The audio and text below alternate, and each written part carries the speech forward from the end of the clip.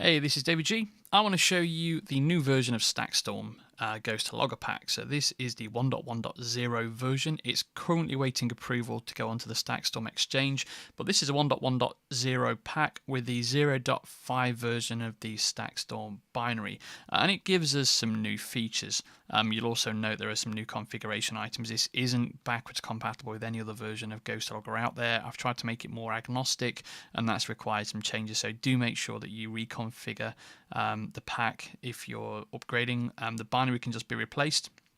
And as long as you've got your systemd file, if you're using systemd, you can make that change. Now, the major feature that this gives us is the ability to do regular expressions on hosts. So if we want to receive a syslog from, say, a network device, and we know it's in the 192.168.16. something management network, we can now use a regular expression. So instead of using type equals or EQ, you can replace that with regex. And you could probably just put a star instead of the 1, and it will do pattern matches on all of those IP addresses for all of the patterns, which are still regular expressions. Now, the reason this is equals and not regular expression is because in the pipeline, the pattern is always processed as a regular expression. In order to do the match properly, we actually need to always match on equals. The mental problem is doing a regular expression on a regular expression. It gets a little bit interesting. I guess you could always match on the trigger and do a trigger.message and do a direct match, but the pattern's the way to go here. Okay, so what I'm going to show you is installation of this pack from zero. So I've got a vanilla install of StackStorm. What you see here is a Brigade Workflow Composer version. This is just because I've got a license key and I've installed that, but it's effectively StackStorm. So what I'm going to do now, I'm going to install the pack from my GitHub repo, and that is st2 pack install GitHub. When I can type David John G and then StackStorm Ghost2logger. So first of all, it's going to fail. Of course it's going to fail. Let me just go back and do this. That might help. So goes and grabs the pack. When it downloads the pack, there we go, does a pre-run, it will then install the pack dependencies, which includes making a virtual environment for all the Python requirements. Then it registers and comes back with a nice data structure which says, here's a version, here's my author, and here's a name. Great, so at this point we have the pack installed. We're not done yet though. For those who've installed Ghostlogger before, you know there are things to do, and those things to do look like this. So we're going to go to packs and Ghostlogger. Right, first things first, we need to generate an API key for Ghostlogger.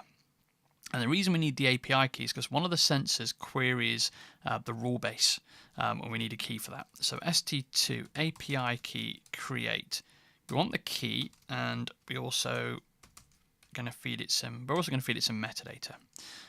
In order to generate this key, we need to use by, and then Ghostlogger.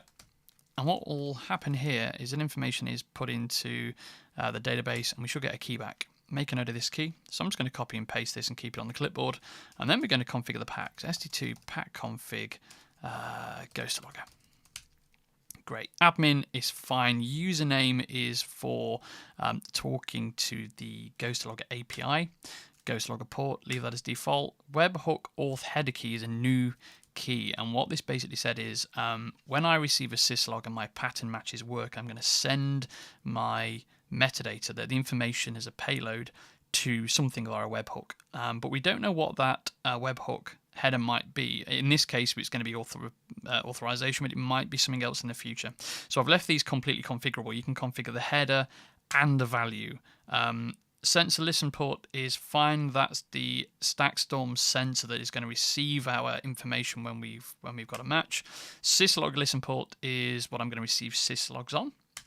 So 514 is a standard. The st2 URL is a URL I'm going to query for rule information from the pack Ghostlogger, and that's so we can automatically build a table of everything we need to match against. Sensor listen IP is fine, so that's on the local machine. We don't need to worry about that. The reason we have these fields is so we can actually put Ghostlogger somewhere else and just have the metadata moving around. Ghost IP again, fine, it's on one machine. ST2 API key, all I'm going to do is I'm just going to paste in the key we've just generated. Secret is fine for, sorry, password is fine for this. This is just a password that the Ghostlogger API uses. That's fine. Basic, so this is the webhook auth header for the system we're going to be posting webhooks against. I happen to know it's going to be username and password here, which actually if you base64 it, then that's what it looks like. Do I want to preview the config? No, I don't. Just save it, please. So now we have the configuration generated, so that's fantastic. Now what we need to do is finish off the configuration of the Ghostlogger side of things. So what we're going to do is we are going to copy from the binary directory within the Ghostlogger. So if you note what directory I'm in here, I'm in the Ghostlogger pack. So I'm going to copy using sudo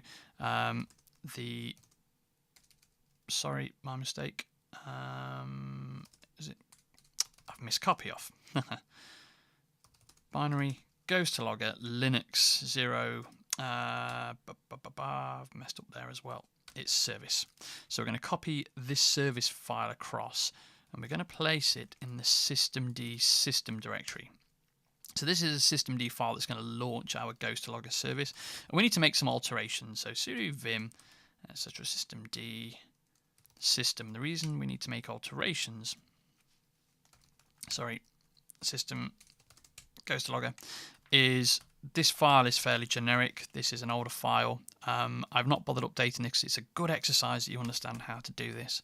So we're going to change that, but also we need to pass in the configuration parameters. And the reason we need to do this is because by default it will always look for the configuration in the same directory it's running in. But we're running this as an integration here, so we need to point it to where the configuration is. And the configuration is going to be opt StackStorm configs. Oh wow, I really can't spell today. It's a Saturday morning, I've not had any coffee. Config opt StackStorm configs Ghostlogger.yaml. That's where our new configuration resides, and we can prove that out by going opt StackStorm configs Ghostlogger.yaml, and there is our configuration. So we now have the systemd file in place. You'll note that we've not actually started yet. So what we're going to do now is we're going to do sudo system control start Ghostlogger.service, and then it's telling us we also need to reload the units because we've changed them, which is fine. So we're going to do this daemon reload, and we should be able to do tab complete on all of this. Sudo system, oh, you know what, let's just go up, let's cheat. And what I also want to do is just get a quick status dump. Are we running?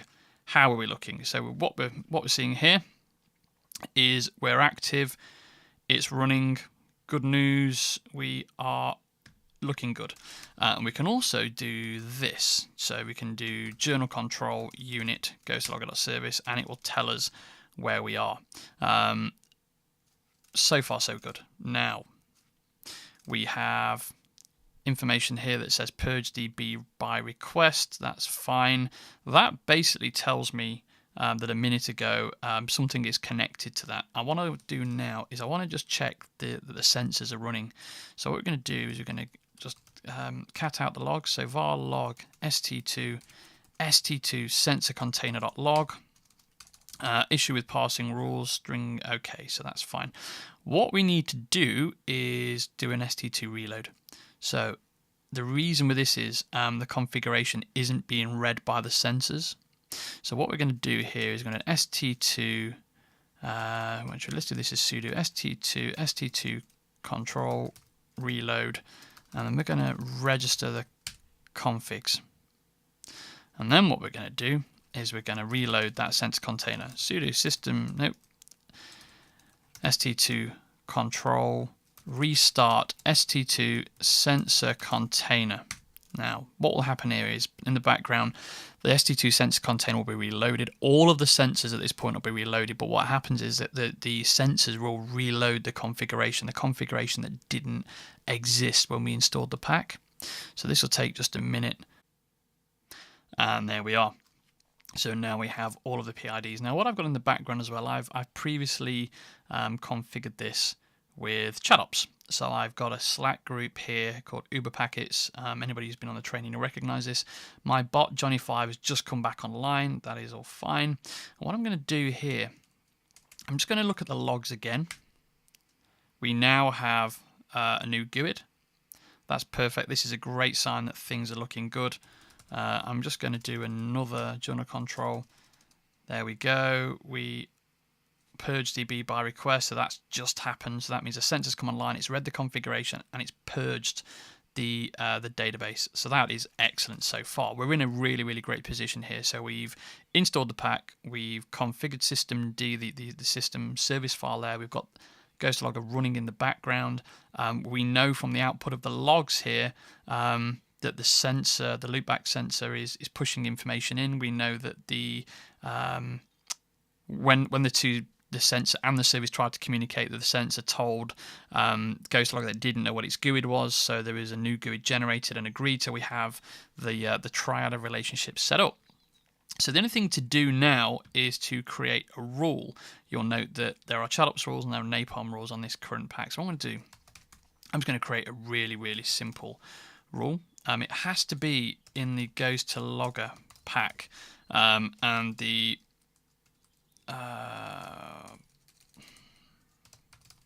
that's annoying.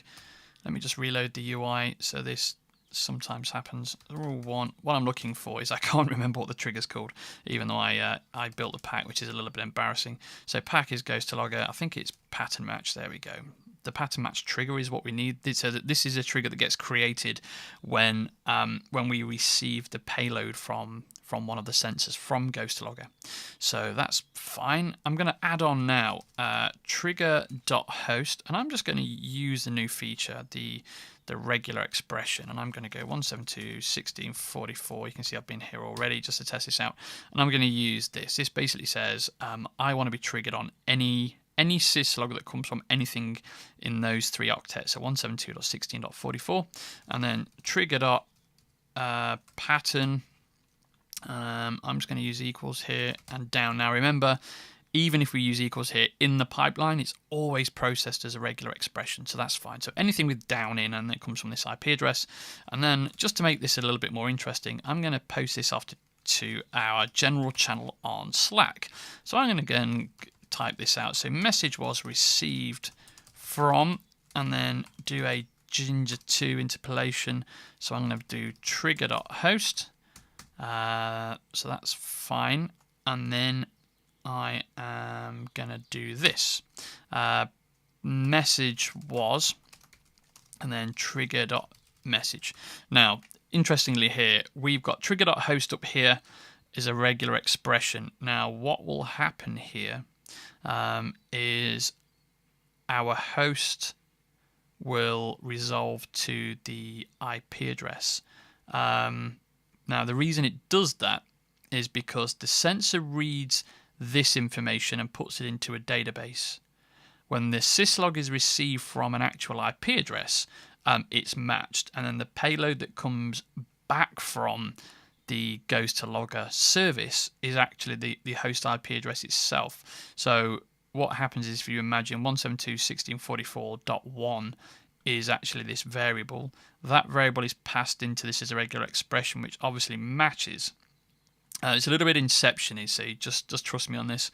And also, there isn't any wastage. There isn't any wasted cycles. And what I mean by that is only the in this pipeline, the only things that go into the rule base for matching are actually going to be 100% matches. The rule base isn't working hard looking at every single trigger. The only triggers that are sent into the rule base are those that will already match one of the rules. It's a bit of a loop because the database that has the patterns in for matching is generated from the rule base. Therefore, the matches for the rule base are they're always going to match.